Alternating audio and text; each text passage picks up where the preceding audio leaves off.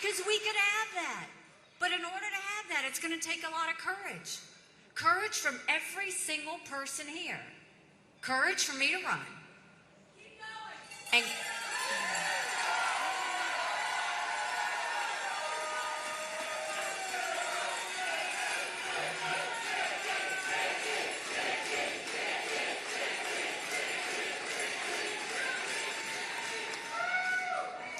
let the political establishment hear that.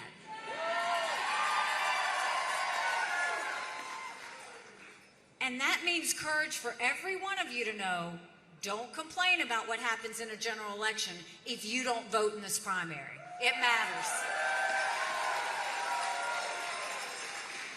This is a decision on whether you want to go forward or do more of the same. More of the same is not just Joe Biden. More of the same is Donald Trump. 75% of Americans have said they don't want a Trump-Biden rematch. The majority of Americans disapprove of Trump and disapprove of Biden. Both of those men, aside from what they want to say about the economy, put us trillions of dollars in debt that we're having to pull out of. And do we really want to go forward with two candidates who are in their 80s? We need somebody who can do 8 years solid, no distractions.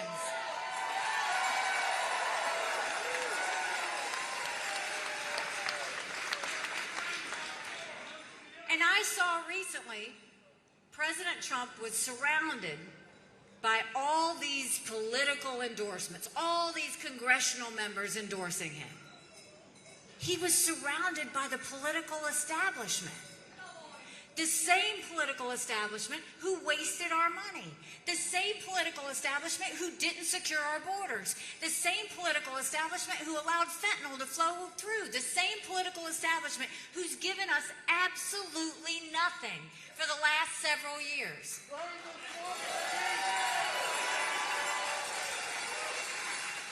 And why does that same political establishment want me to get out of the race? Because I said we needed to have term limits in Washington, D.C.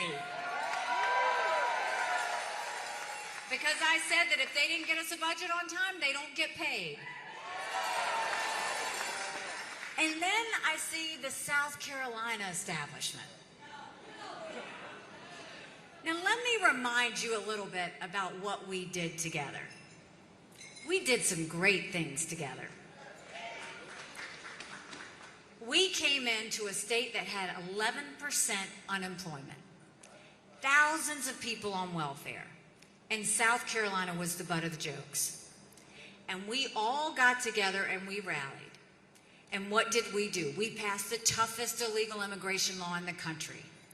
We said if you've got to show picture ID to buy Sudafed, you've got to show picture ID to get on a plane, you should have to show picture ID to protect the integrity of the election process. We passed voter ID in South Carolina. We passed tort reform. We did pension reform. We paid down our debt. We built up our coffers. We cut taxes. We did things. We brought the unemployment from 11% to 4%. We announced jobs in every county in the state. And by the time I left, we were known as the Beast of the Southeast.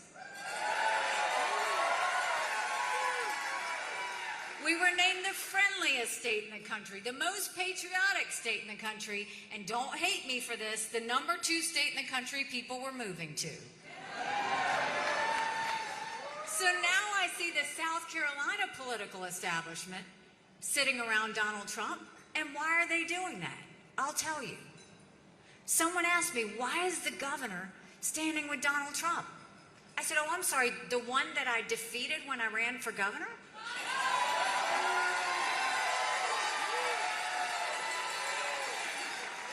So then they asked, well, why is all the state house legislators? Why? And I'm sorry, I said, the ones that I made show their votes on the record, the ones that I made pass ethics reform where they had to disclose their income to all of you, the ones where I vetoed $500 million worth of pet projects and earmarks, those, you can have them.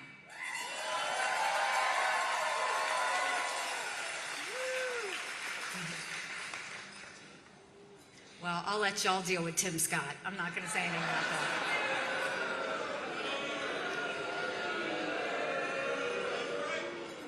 So, this is what I'll tell you. We have fought these fights before. And what I know about South Carolina, we're fighters. We're tough. We know the BS from not. We don't want the political establishment. We want people fighting for us. It's always been that way. I fought for you as governor. I will fight for you as president.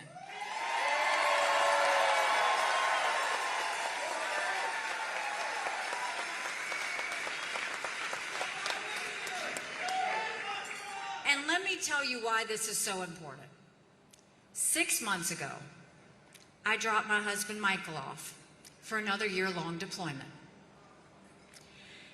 And I watched him and 230 soldiers pick up their 2 duffel bags of belongings to go to a country they'd never been, all in the name of protecting America. They're willing to sacrifice their lives and their families because they still believe in this amazing experiment that is America. So if they're willing to sacrifice for us there, shouldn't we be willing to fight for America here?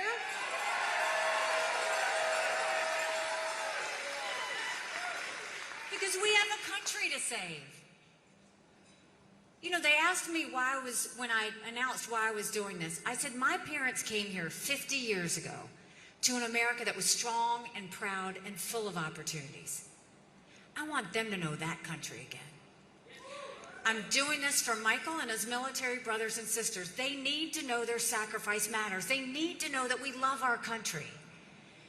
I'm doing this for my daughter who just got married, and I saw how hard it was for her and her husband to buy a home. The average home buyer in America now is 49 years old. The American dream is leaving them. And I'm doing this for my son who's a senior in college. And I am tired of watching him write papers of things he doesn't believe in just to get an A. That's not us. That's not America.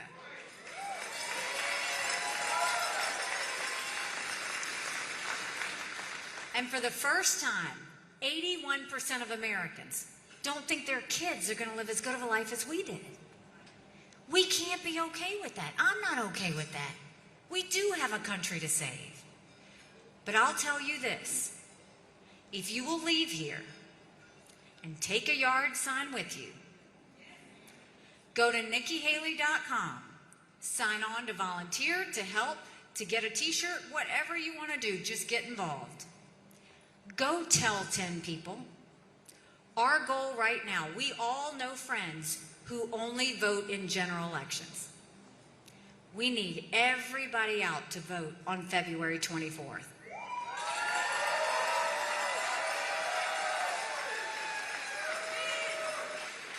Because they don't know how loud South Carolina can get.